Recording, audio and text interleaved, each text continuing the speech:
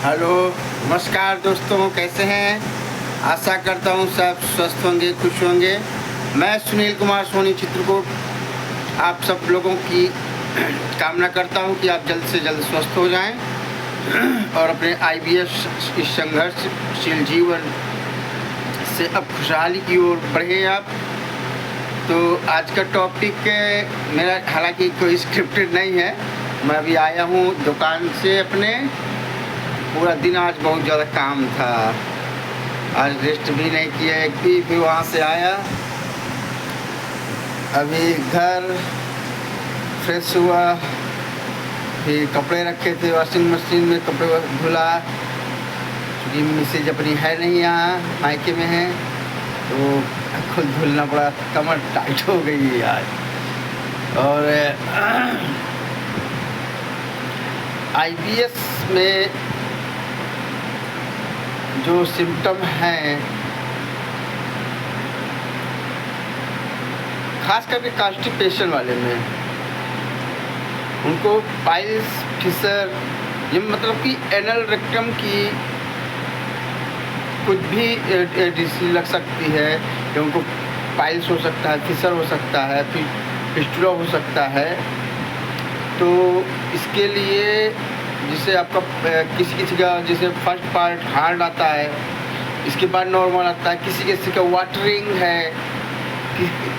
हमारा जो IBS-C है वो मिक्स है, न तो हार्ड आता है न तो लूज आता है, मिक्स में आता है। लेकिन हमको सेटिस्फेक्शन नहीं होता था कि हम फ्रेश टॉयलेट गए हैं, बस कुल मिला के ये बात है। जब से मैंने न्यूरो की दवाई ली है और हाँ, एक चीज़ मैं आपको बता दूं, आप मैंने 2 शॉर्ट्स डाले हैं। एक शॉर्ट से मेरा, जब मैं डॉक्टर संतोष पैती जी से ऑनलाइन कंसल्टेशन कर रहा था, उसमें देखिएगा आप मेरे कैसे पूरा चेहरा कैसा, सिर्फ दांत दिख रहे हैं, ये स्केटल पूरा दिख रहा है, हाथों में सिर्फ चमड़ी या नस, यहाँ पे एकदम से पूरा। अभी तो कुछ ठीक है, कुछ क्या लगभग 80-90% ठीक है। तो इसमें मेरे देख लीजिए दोनों साइड्स, एक अभी की डाला हूँ जो आफ्टर 3 मंथ टेक मेडिसिन, 3 महीने दवा लेने के बाद की, और उसके पहले की किस कंडीशन में था मैं, आप देखेंगे उस चार्ट्स को तो आप सोचेंगे कि IBS बीमारी किसी को ना हो, दुश्मन को भी ऐसी बीमारी मत न दे, और ज़्यादा कोमल हृदय भी न दे। क्योंकि जो काइंड हार्टेड हैं वही लोग तो इमोशनली ब्लैकमेल होते हैं, इमोशनली दुख सहते रहते हैं, किसी से नहीं कहते, जाहिर ही नहीं करते अपना दुख किसी से। मेरा अगर पूछा तो मैं खुद नहीं अपने घर में बताता कि मुझे क्या दिक्कत है, क्या बहुत ही जब पहुंच से बाहर, तभी नहीं मिसेज है मेरी, वो भी पूछेंगी क्या है, कैसा है, तो थोड़ा बहुत मैं इग्नोर कर देता हूँ कि नहीं, क्यों, हम तो परेशान हैं, घर वाले क्यों परेशान हो। शायद अगर ये चीज़ मैं आज भी कहता हूँ, अगर मेरा ट्रीटमेंट होता उस समय अच्छा, जिस दिन मुझे फूड पॉइजनिंग हुई थी, अगर उस दिन मुझको अच्छा एंटीबायोटिक इंजेक्शन लगाया या टेबलेट दी जाती तो मेरा इन्फेक्शन बढ़ता नहीं, फूड पॉइजनिंग का, मरने जीने की नहीं लग जाती मेरी। शरीर मेरा बिल्कुल सूख गया। मैं 6 साल कैसे झेला हूँ मैं जानता हूँ, कैसे काम किया हूँ मैं जानता हूँ, कितना प्रेशर रहता है काम का, बर्दाश्त से बाहर हो जाता है, इरिटेशन होने लगती है, लेकिन फिर भी करते रहते हैं कि 2 पैसा इसी से मिलना है, इसी 2 पैसे से अपना दवा और घर का खर्च चलाना है। तो आप मेरी देख लीजिएगा, शॉर्ट्स हैं 2 ठो। जब IBS टाइम में था मैं, तब इसकी शॉर्ट्स मैं कल ही डाल दिया था और एक आज डाल दिया हूँ कि आप लोग देख लीजिए कि IBS कैसे आदमी को पनाह मंगा देती है।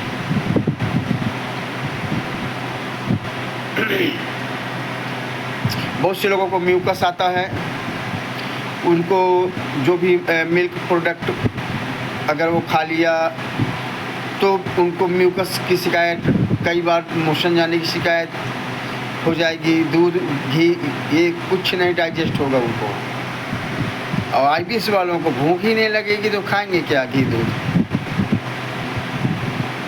वो तो उनको पेट में ही इतना भारीपन में फीलिंग होगा कि उनको कुछ खाने का मन नहीं। जब पानी पी लेंगे या एक बतासा पेठा खा लेंगे तो उसमें उनका पेट भर गया। ऐसा होता है IBS में।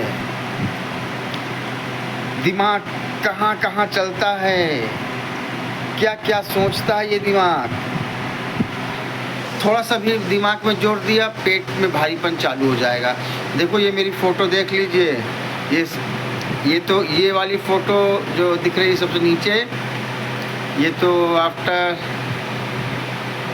और ये जो बीच में है ये सन 2017 की है। उस समय बढ़िया हेल्थ था मेरा, बड़ा बेटा है मेरा।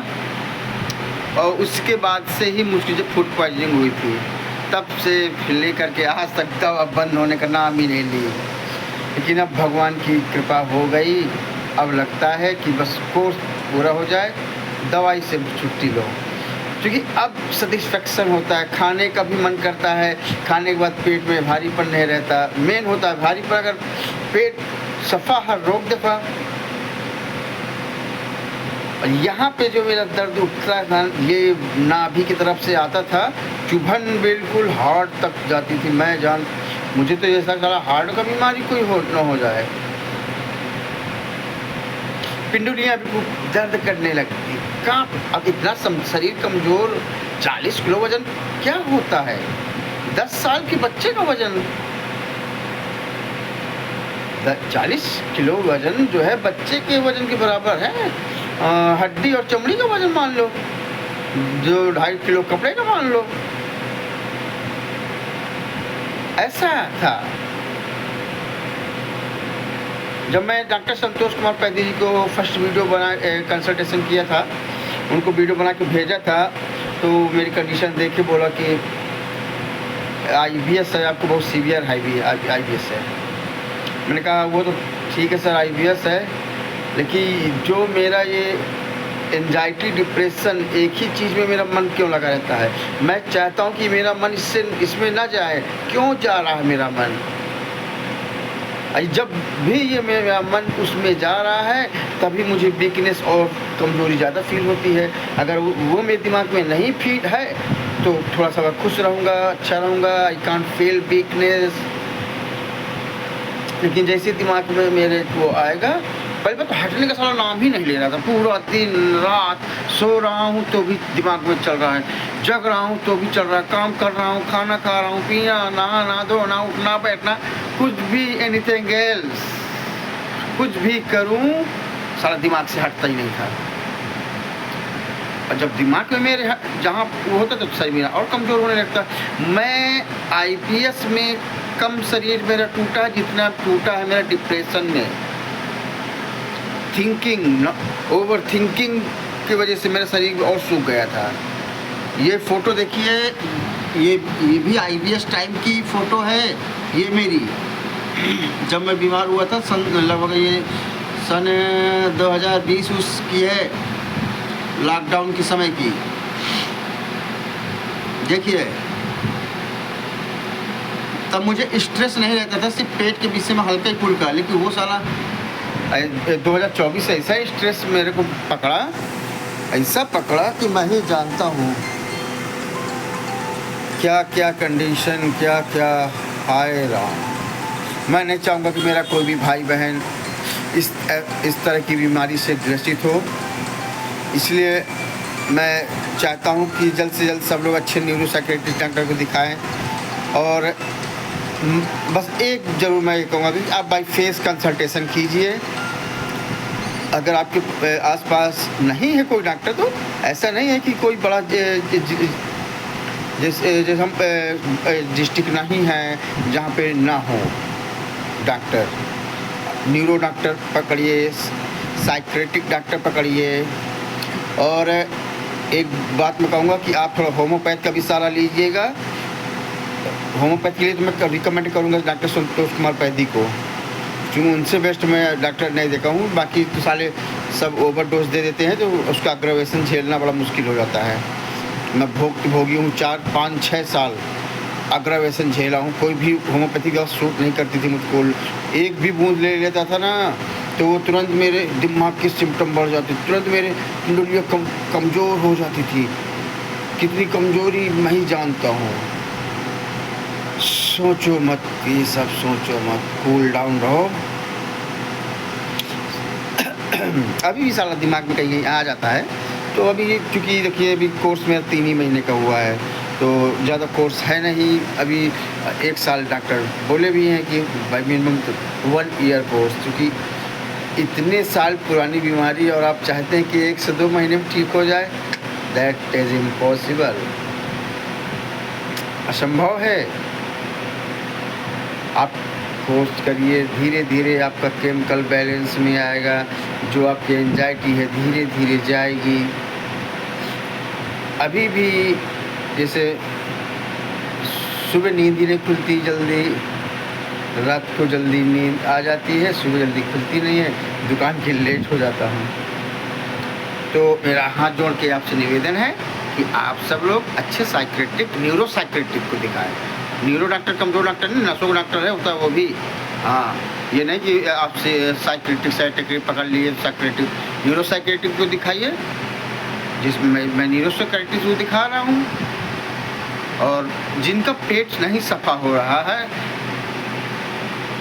तो उनको देखो, मैं जो दवाई ले रहा हूँ उसमें एक IBS ड्रॉप है एलन का। मतलब कि 2 टाइम लेता हूँ, शाम को और दोपहर को। एलोपैथ दवाइयों से आधा घंटे का अंतर रहता है खाने दवाइयों के लेने का।